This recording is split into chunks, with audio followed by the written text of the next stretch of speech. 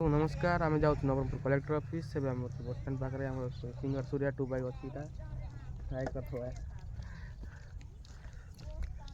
माधव भाई मैंने आसबे केडी भाई दिलवाला जगेश भाई सब आसबे बस स्टैंड पाखे देखु था ब्लॉग कंटिन्यू था आसबे आसले देखाइबू आम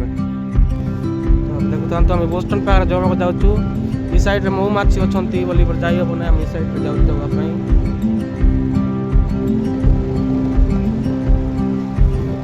जगिथेबू से बरगछ पाखे आसले मीट करवा ब्लॉग था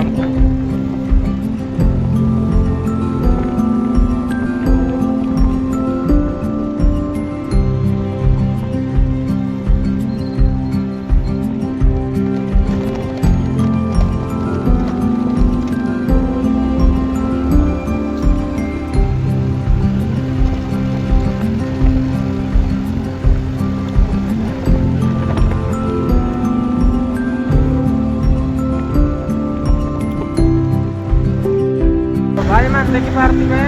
आमे तुरंत पैसा लोग भाई हमरा बड़ गाड़ी नहीं